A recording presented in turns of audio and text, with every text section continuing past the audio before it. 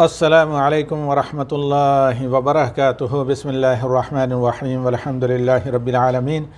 والصلاة والسلام علی نبینا خاتم الانبیاء و امام المرسلین والتابعین لہ بإحسان الی یوم الدین، اللہم اجعلنا من ہؤلاء الموفقین۔ حضرات و خواتین اور معزز ناظرین، آج کا ہمارا موضوع ہے عید اور تکبیرات عید۔ اس سیریل جو آفیشل دروس ہیں اس کا یہ تقریباً آخری سلسلہ ہے۔ اس کے بعد دروس تو انشاءاللہ جاری رہیں گے، لیکن دوسرے کچھ ٹاپک پر علمی درس جو پہلے سے چل رہے تھے، جیسے درس سے تفسیر قرآن اور اسی طرح عمدۃ الاحکام، حدیث کی مشہور تقریباً 1000 سالہ پرانی کتاب کے دروس، جس میں ساری کی ساری احکام اور مسائل سے متعلق صحیح احادیث جمع کر دی گئی ہیں، یہ آئندہ ہفتہ انشاءاللہ نیکسٹ ویک۔ لیکن آج جو ہمارے کچھ مقرر آفیشل دروس تھے دعویٰ والارشاد کی طرف سے، اس کڑی یا اس سلسلے کی یہ آخری کڑی یا آخری حلقہ ہے۔ تو آج ہم انشاءاللہ گفتگو کریں گے عیدین، عید کے احکام و مسائل پر ذرا بعد میں، لیکن سر دست تکبیرات عید کے موضوع پر، اور پھر القلم کے سوالات اور جوابات، یعنی آپ مشاہدین، ناظرین، سائلین، سامعین کے کوشچن اور ہمارے القلم پلیٹ فارم پر آنسر اور جوابات مستعین باللہ و بتوفیقہ واللہ ولی التوفیق۔ ربی زدنی علما وانفعنا بما علمتنا یا رب العالمین۔ تو سر دست ہمارے سامنے جو موضوع ہے، جیسے کہ میں نے عرض کیا تھا، یہ ہمارا جو ٹاپک ہے پہلا آج کا، یہ ہے تکبیرات کے احکام اور مسائل۔ اب جہاں تک تکبیرات کا تعلق ہے، تکبیرات کے حکم کا، حکم کہتے ہیں کہ کسی بھی عمل کی شرعی حیثیت، یہ رکن ہے، فرض ہے، فرض اور واجب ایک ہی چیز ہے، سنت ہے، مباح ہے، جائز ہے، ناجائز ہے، حلال ہے، حرام ہے، تو یہ کسی چیز کے بارے میں قرآن و سنت کے دلائل کے ساتھ بولنا، اسی کو کہا جاتا ہے حکم۔ حکم مسئلے کو کہتے ہیں، جس کی جمع احکام آتی ہے، یعنی مسائل۔ اب سب سے پہلی چیز، اگر سوالیہ شکل میں اس مسئلے کو پیش کریں کہ عید کی تکبیرات کا حکم کیا ہے، تو جواب ہوگا کہ سنت مؤکدہ۔ اسی طرح عید کی نماز، اس میں راجح اور صحیح جواب یہ ہے کہ فرض جمعہ کی نماز کی طرح، اگرچہ جمہور اہل علم نے سنت اسے قرار دیا ہے۔ اور تکبیرات کے آداب، عید کی نماز کے آداب، ان تمام مسائل کو ابھی ہم آپ کے سامنے لے کر آتے ہیں۔ سب سے پہلے امام ابن باز رحمہ اللہ کی زبانی تکبیرات عیدین، جو عید الفطر کا چاند نظر آتے ہی پڑھنا مسنون ہے۔ تو اس سلسلے میں یہ کہ عید کے دنوں میں، یعنی عید الفطر کا چاند نظر آتے ہی عید کی نماز سے واپس آنے تک بلند آواز سے تکبیر پڑھنا، اللہ اکبر اللہ اکبر، لا الہ الا اللہ واللہ اکبر اللہ اکبر وللہ الحمد، یہ سنت ہے، یہ اس کا حکم ہے۔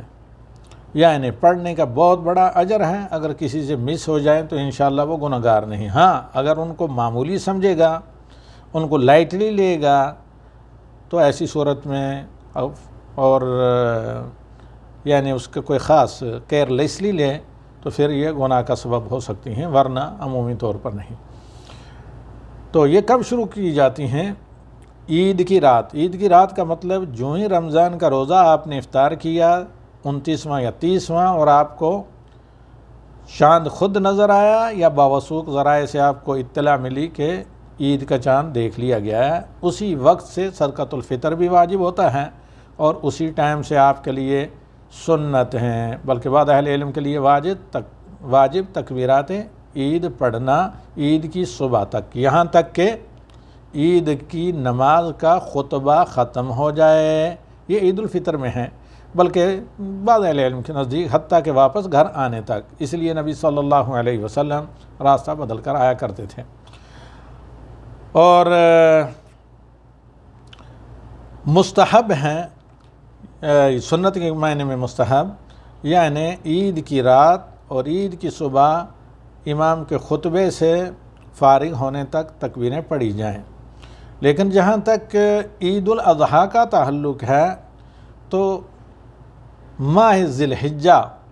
کا چاند نظر آتے ہی اول شہر سے لے کر 13 تاریخ کی مغرب تک، اور نمازوں کے تعلق سے مغرب کی اس کے عصر کی نماز کے بعد تک،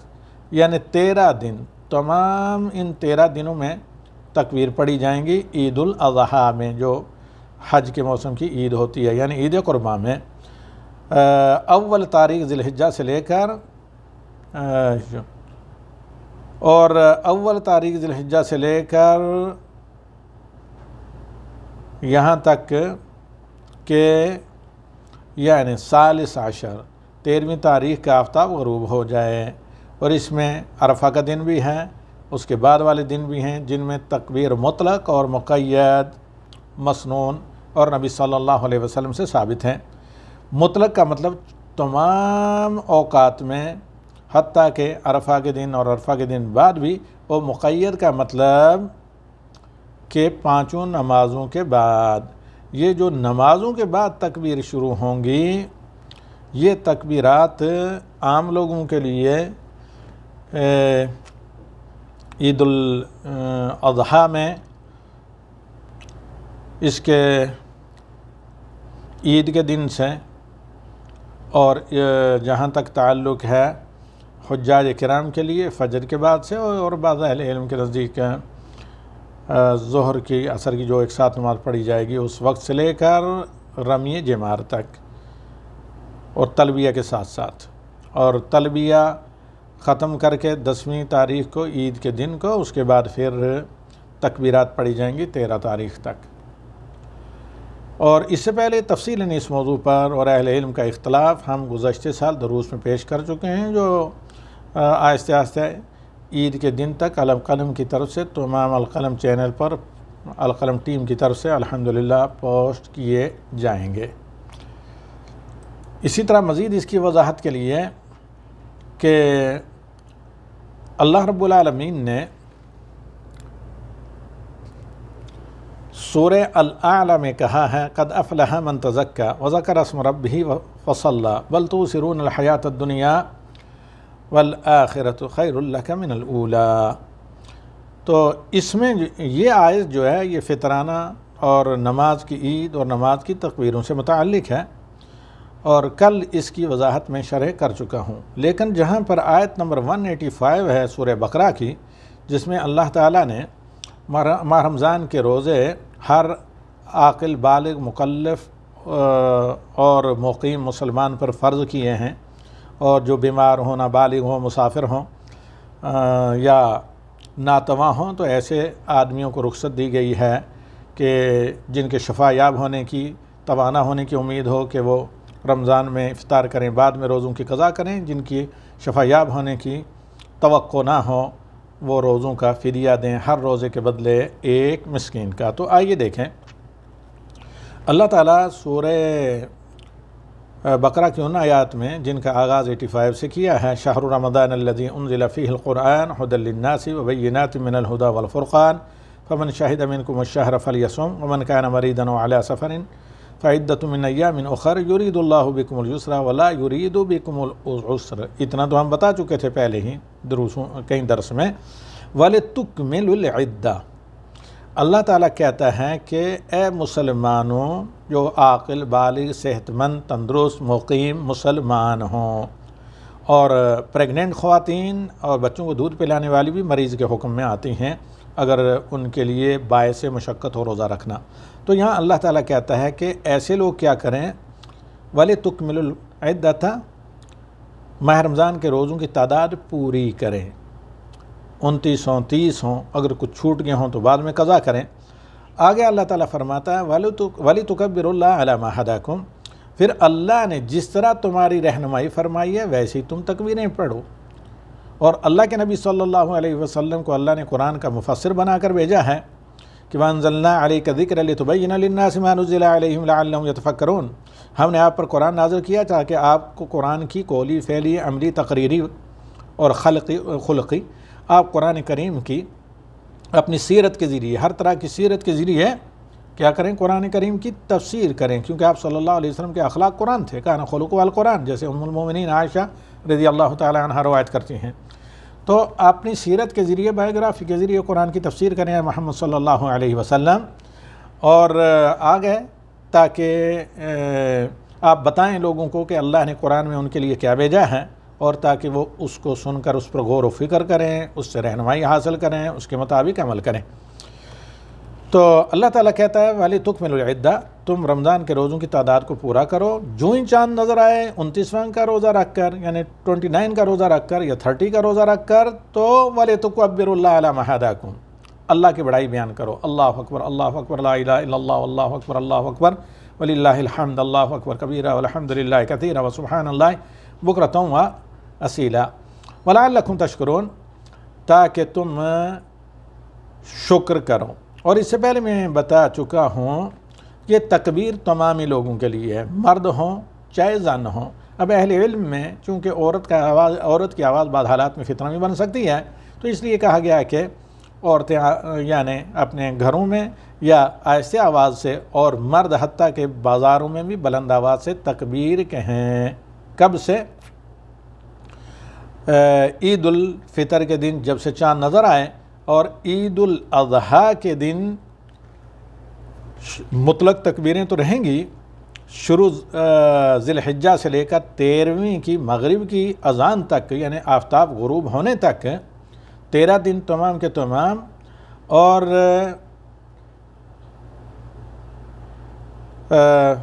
عید الاضحیٰ یا حجاج کرام کے لیے عرفہ کے دن کی فجر کی نماز کے بعد، یعنی 9 ذی الحجہ کی فجر کی نماز کے بعد، یہ مقید ہے، مطلق تو عام ہے ہر وقت، 1 ذی الحجہ سے لے کر 13 کی مغرب کی اذان تک، لیکن مطلق جو ہیں یہ حاجیوں کے لیے ہیں 9ویں ذی الحجہ کی فجر کی نماز کے بعد سے 13 کی عصر کی نماز کے بعد تک، جن کی طرف پہلے بھی میں اشارہ کر چکا تھا۔ اور اسی طریقے سے عید کے دن اور ایام تشریق، جو عید الاضحیٰ کے ایام تشریق ہوتے ہیں 13 تک، یعنی قربانی کے دن۔ تشریق اس لیے کہا جاتا ہے کہ نبی صلی اللہ علیہ وسلم کے عہد میں قربانی کثرت سے ہوتی تو صحابہ نمک لگا کر دھوپ میں گوشت کو خشک کر کے اسٹور کرتے۔ پہلے منع کیا گیا تھا، جب فاقہ کم ہو گیا تو پھر اسٹور کرنے کی، گوشت ڈرائی کر کے اجازت دی گئی۔ اور یہ جو مطلق تکبیریں ہیں، یہ مقید تکبیریں، یہ نمازوں کے بعد کی جائیں گی باقی زمانے میں، مینا میں بھی وغیرہ، اور شہروں میں، بستیوں میں وغیرہ وغیرہ، اور سفر میں بھی۔ اور سنت یہ تکبیر، عیدین کی تکبیر مرد و زن دونوں، صرف مردوں کے لیے نہیں، مرد اور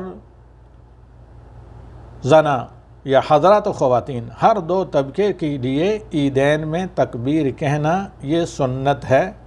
سنت نبی صلی اللہ علیہ وسلم، یعنی طریقہ نبی، امہات المومنین اور صحابیات۔ اور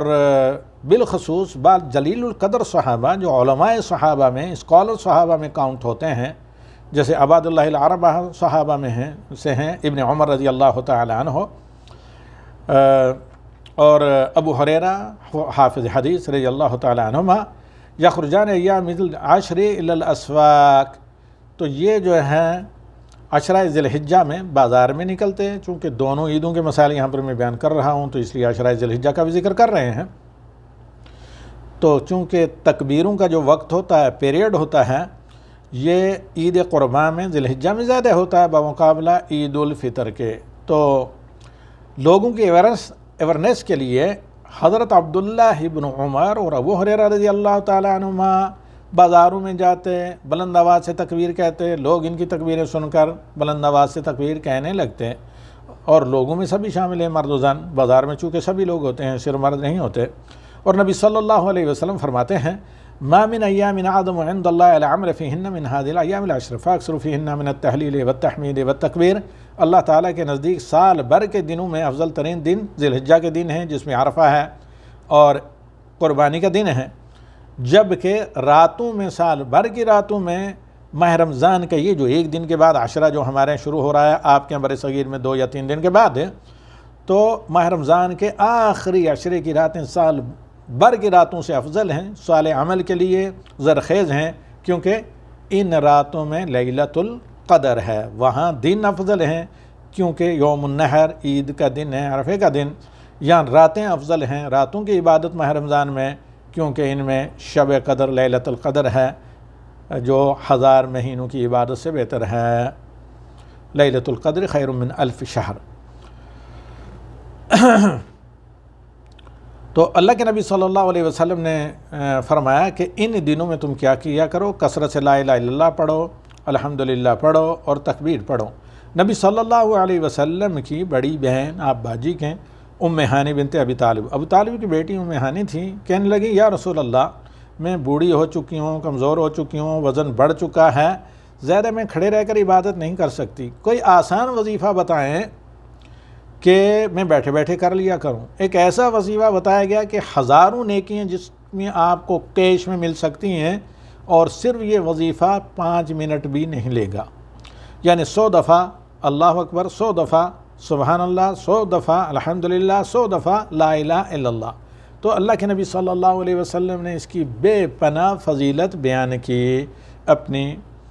چچزاد بہن ام ہانی کے اس سوال پر رضی اللہ تعالی عنہ وصلی اللہ علی نبیہا۔ تو معلوم یہ ہونا چاہیے کہ تکبیر شریعت محمدی میں مشروع اور مسنون بلکہ سنت مؤکدہ ہے دونوں عیدوں میں۔ عید الفطر میں عید کا چاند نظر آتے ہی، رمضان کا آخری روزہ افطار کرتے ہی، اور عید کی صبح یہاں تک کہ امام خطبے سے فارغ ہو جائے، یہ عام حالات میں بھی کہی جائے گی اور نمازوں کے بعد بھی۔ اور شہر ذی الحجہ میں اول اشار سے لے کر 13ویں تاریخ کا آفتاب جب تک غروب ہو جائے، یہ تکبیروں کا زرخیز موسم ہے، اور نفلی عبادت میں فرائض کے بعد سب سے بڑی عبادت کیا ہے؟ تکبیر اور تحلیل اور تسبیح پڑھنا۔